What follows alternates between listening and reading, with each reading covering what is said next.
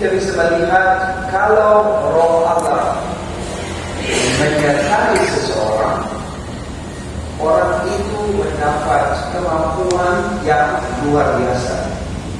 Sedangkan kalau seseorang menyombongkan diri dan tidak memberikan kemuliaan kepada Tuhan, maka saat itu juga Roh Allah mundur dari orang itu.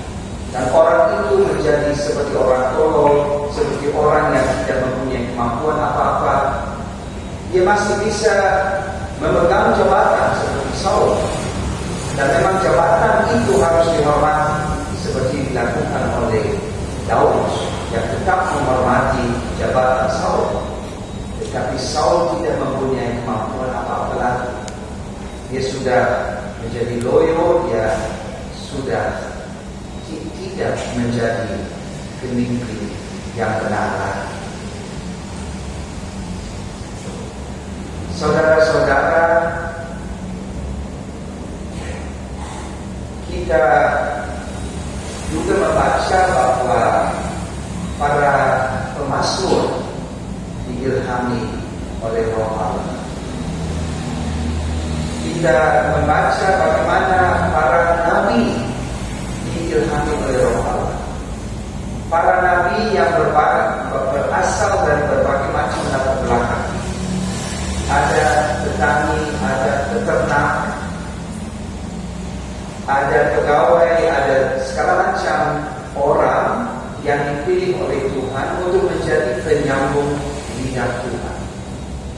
Tapi mereka hanya bisa menyampaikan firman Tuhan menghadap pemerintah, menghadap kuasa-kuasa dunia ini dalam kuasa Roh Kudus. Tetapi Bapak Ibu Saudara-saudara, energi Allah itu, kuasa Allah itu, menurut perjanjian lama hanya disaksikan di dalam pemimpin-pemimpin atau petugas-petugas tertentu. Tetapi di dalam Nabi Yoel pasal 2 dibuat bahwa pada akhir zaman Roh Allah itu akan turun di atas semua anak-anak Tuhan, di atas semua anak-anak laki-laki, di atas semua anak-anak perempuan. Roh itu akan menguatkan mereka, Roh itu akan memberikan hikmat kepada mereka dan memampukan mereka untuk membangun rumah Allah. Hal itu terjadi pada zaman perjanjian baru. Roh Kudus itu selalu menyertai Yesus. Kita baca bagaimana Yesus dibaptis di Sungai Yordan oleh Yohanes Pembaptis dan Roh Kudus turun di atas Yesus, dan Allah menyaksikan bahwa inilah anakku yang aku cintai. Kemudian kita melihat bagaimana Tuhan Yesus mengutus murid-muridnya, selalu satu pasangan, 2 orang ke satu tempat, 2 orang lain ke tempat lain. Dan ketika mereka pulang, ketika mereka kembali kepada Yesus, mereka bersaksi bahwa mereka mendapat kekuatan luar biasa dari Roh Kudus.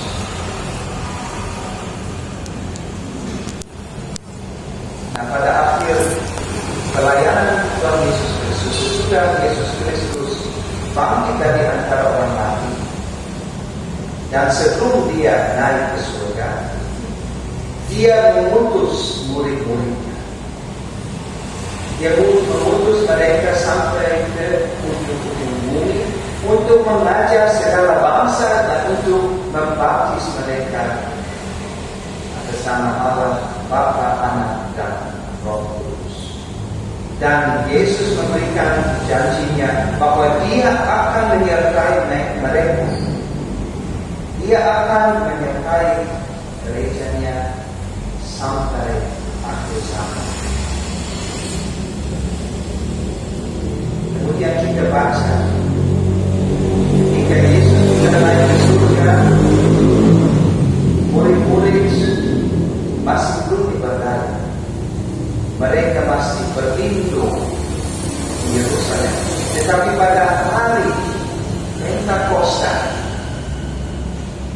pada hari yang ke-50 sesudah Paskah dan hari yang ke-10 sesudah kenaikan Yesus ke surga, pada hari Pentakosta itu di mana semua murid Yesus, bukan hanya 12 muridnya atau 12 rasul, tetapi ada sekitar 120 orang yang berkumpul di ruangan atas di Yerusalem.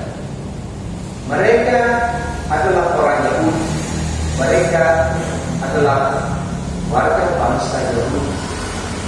Maka mereka tentu saja mengikuti pesta Shavuot atau pesta Pentakosta Yahudi, atau pesta panen. Tetapi saat mereka berkumpul, saat mereka berdoa, Roh Kudus turun di atas mereka semua. Mereka mendapat kuasa luar biasa, kemampuan luar biasa. Mereka, kalau kita hitung dalam Kisah Para Rasul pasal 2, mereka bisa bersaksi dalam 15 bahasa. Luar biasa. Dan Petrus berkhotbah begitu hebat sehingga 3.000 orang bertobat. Jemaat yang 120 orang itu pada akhir hari itu menjadi 3.120 orang.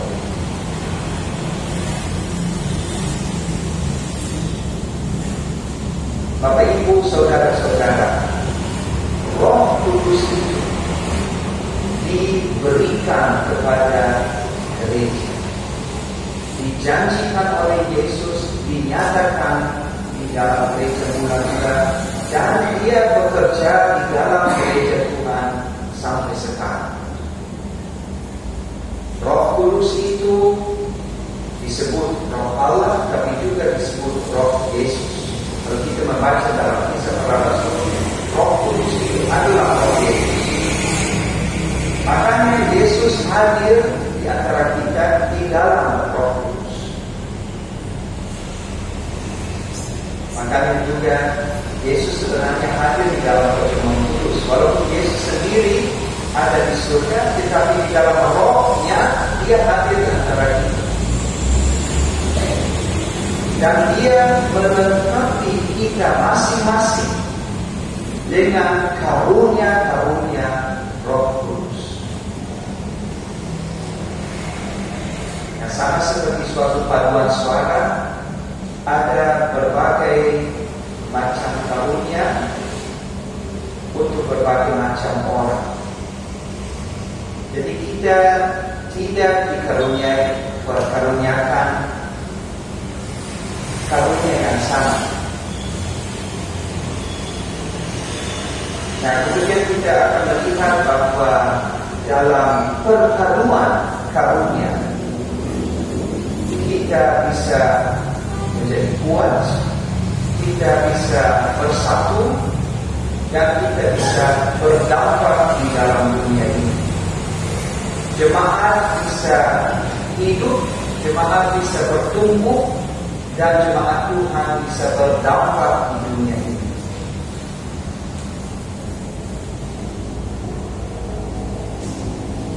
Dalam nas kita baca dalam ayat yang ke-7 bahwa untuk kepentingan bersama. Jadi ada berbagai macam, atau di sini disebut ada rupa-rupa karunia, ada rupa-rupa pelayanan, dan ada berbagai perbuatan ajaib. Tetapi Allah itu satu, yang mengerjakan semuanya adalah semua orang. Tetapi kepada tiap-tiap orang dikaruniakan pernyataan Roh untuk kepentingan bersama.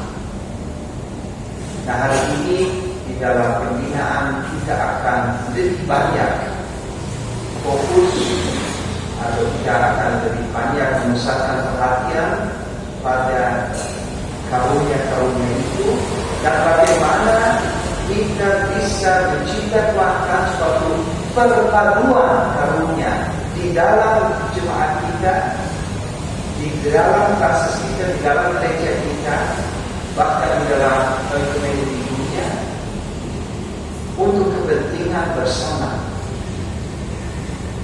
Dan itu bukan kepentingan orang Kristen, karena Tuhan mengutus kita di dalam dunia untuk menghadirkan shalom di dunia. Amin.